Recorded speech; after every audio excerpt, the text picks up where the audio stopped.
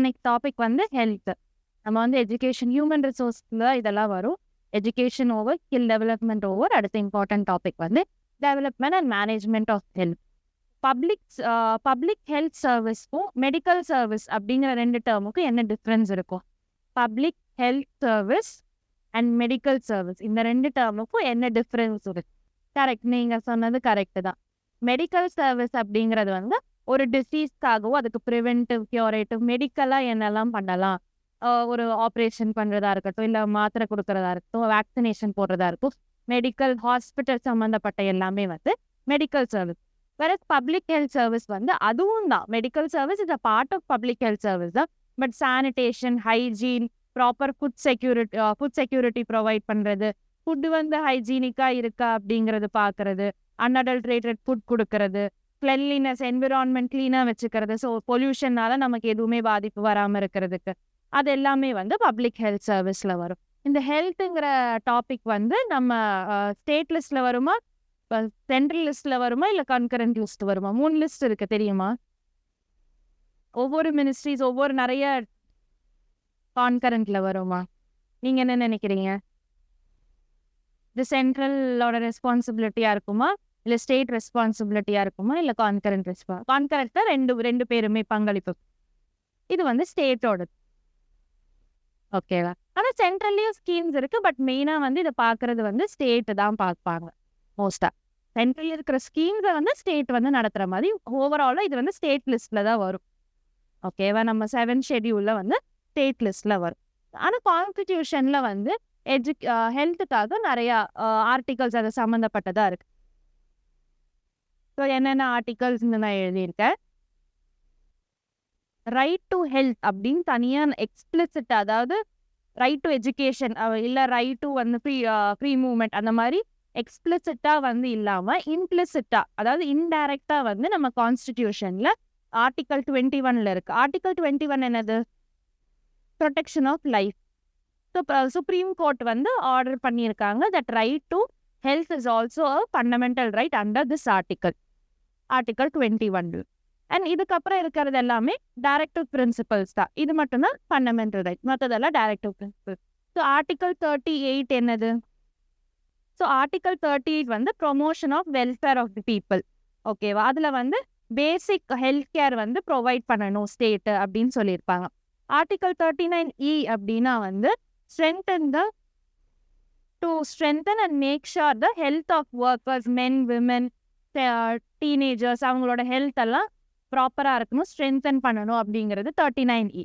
41 என்ன சொல்றதுன்னா வந்து மக்களை வந்து ஸ்டேட் வந்து பார்க்கணும். Like in case of unemployment, old age, sickness, disablement. So sickness, disablement எல்லாம் வரதுனால இது இன்டைரக்ட்லி வந்து ஹெல்த்தை தானே சொல்லுது. ஸோ அந்த ஆர்டிக்கல் மென்ஷன் பண்ணி. Directive principles of state policy என்னது? What is DPSP?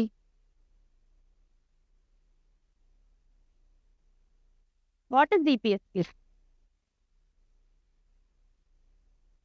Basic principles for the state to govern. என்னென்ன வந்து ஐடியா வச்சிருக்கணும், இப்படிதான் கவர்ன் பண்ணணும் அப்படிங்கிறது. ஸோ அதில் வந்து இதெல்லாம் சொல்லியிருப்பாங்க. ரைட்?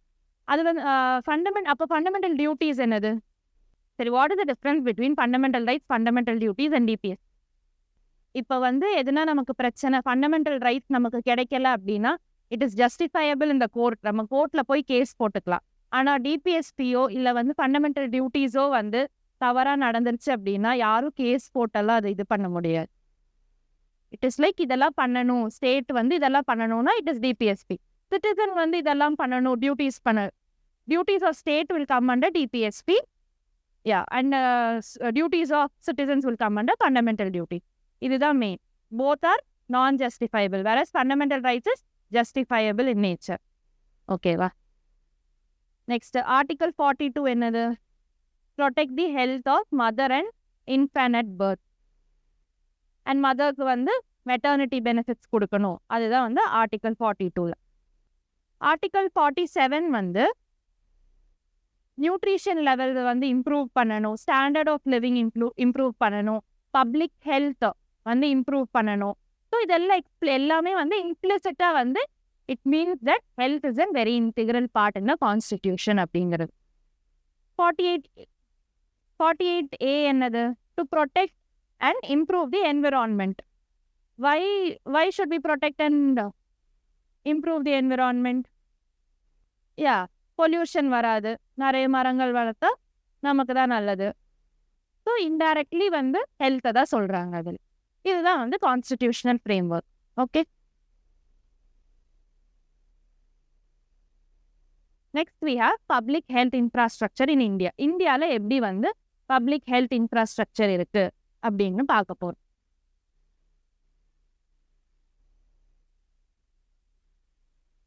பேசிக்காகவே இந்தியாவில் வந்து பப்ளிக் ஹெல்த் இன்ஃப்ராஸ்ட்ரக்சரை வந்து ரெண்டாக டிவைட் பண்ணுவாங்க. இன்ஃப்ராஸ்ட்ரக்சரை ரெண்டாக டிவைட் பண்ணுவாங்க. One is educational infrastructure and other is service infrastructure. ஓகேவா? ஸோ எஜுகேஷனல் இன்ஃப்ராஸ்ட்ரக்சரில் என்னெல்லாம் வரும்? ஹெல்த் சம்மந்தப்பட்டதா? எஜுகேஷனல் இன்ஃப்ராஸ்ட்ரக்சர்னா ஹெல்த் சம்மந்தப்பட்டதா? அவ்வளோதான். Medical college, dental college, hospitals வராது. Hospital is not providing any எஜுகேஷன்ல infrastructure. Medical colleges, dental colleges, nursing colleges, pharm இல்லை வேறு பேராமெடிக்கல், ஃபிசியோதெரப்பி அந்த மாதிரி எல்லாமே வந்து educational infrastructure. Service infrastructure so automatically என்னவா இருக்கும்? Correct. Hospitals, primary health care centres, sub centres, community centres, அதெல்லாமே வந்து சர்வீஸ் இன்ஃப்ராஸ்ட்ரக்சரில் வரும். இதுதான் பேசிக்காக வந்து 3 levels ஆஃப் சர்வீஸ் இன்ஃப்ராஸ்ட்ரக்சரை 3 levels நம்ம டிவைட் பண்ணுறோம். Primary level, secondary level and tertiary level. So primary level அப்படின்னு பார்த்தீங்கன்னா எல்லாமே வந்து பாப்புலேஷன் பேஸில் தான் வந்து பிரிச்சிருப்பாங்க. ஸோ ப்ரைமரி லெவல் அப்படின்னு பார்த்தீங்கன்னா ப்ரைமரி ஹெல்த் கேர் சென்டர்ஸ் இருக்குது, சப் ஹெல்த் சென்டர்ஸ் இருக்குது. யாருக்காச்சும் ப்ரைமரி ஹெல்த் கேர் சென்டர்னா என்னன்னு தெரியுமா? இல்லை சப் ஹெல்த் சென்டர்ஸ்னால் என்னன்னு தெரியும்?